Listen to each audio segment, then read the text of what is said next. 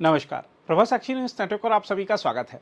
पश्चिम Asia इस समय आग के दरिया में बदल चुका है और हालात हर गुजरते पल के साथ और भी भयावह होते जा रहे हैं।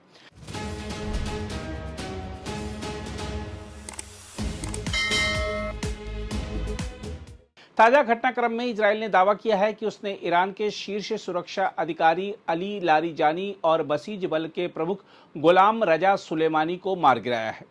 यदि यह दावा सच साबित होता है तो यह ईरान की सत्ता संरचना पर एक और जबरदस्त प्रहार होगा, क्योंकि इससे पहले फरवरी के अंत में हुए हमलों में सर्वोच्च नेता अयातुल्ला अली खामेनेई समेत कई शीर्ष सैन्य अधिकारी मारे जा चुके हैं।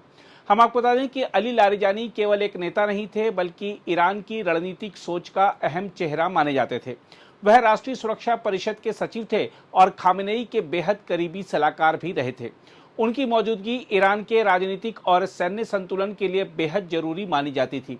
ईरान ने अब तक उनकी मौत की पुष्टि नहीं की है। इस बीच उनके सोशल मीडिया अकाउंट पर एक हस्तलिखित संदेश पोस्ट किया गया, जिसमें नौसेना के शहीदों को श्रद्धांजलि दी गई, लेकिन यह संदेश इजराइल के दावे को झुठलाने में नाकाम रहा। दूसरी ओर गुलाम रजा सुलेमानी की मौत का दावा भी बेहद अहम है। बसीज बल को ईरान के अंदरूनी विरोध को कुचलने वाली ताकत माना जाता है। इस बल पर आरोप है कि उसने प्रदर्शनकारियों पर कड़ी कार्रवाई की और व्यापक गिरफ्तारियां की। ऐसे में सुलेमानी का खत्म होना ईरान की आंतरिक पकड़ को कमजोर कर सकता है। इजराइल ने इसे ईरान की कमान और नियंत्रण व्यवस्था पर बड़ा प्रहार बताया है। हम आपको यह बता दें कि इजराइल के हमले केवल नेताओं तक सीमित नहीं हैं। उसने तेहरान, शिराज और तबरीज जैसे शहरों में एक साथ हमले कर ईरान के सुरक्षा ठिकानों, मिसाइल भंडार और ड्रोन अड्डों को निशाना बनाया।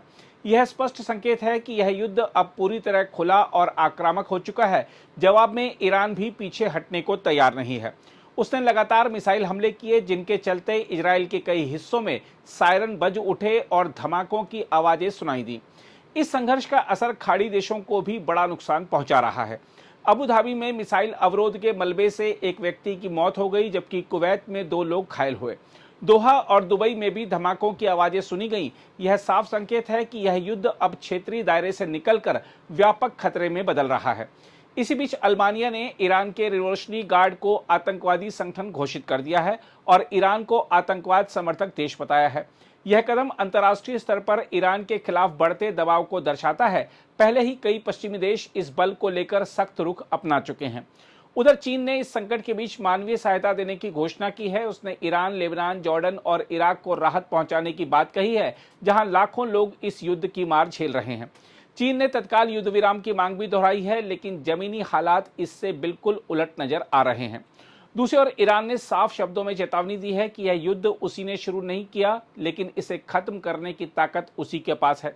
ईरानी सेना ने अमेरिका को भी सीधे संदेश दिया है कि अगर जमीनी हमला हुआ तो उसका अंजाम वियतनाम जैसा होगा। यह बयान इस बात का संकेत है कि ईरान किसी भी स्तर पर संघर्ष के लिए तैयार है। सबसे खतरनाक पहलू यह है कि हॉर्मुज जलमरुमध्य जैसे अहम क्षेत्र को भी इस युद्ध से जोड़ा जा रहा है।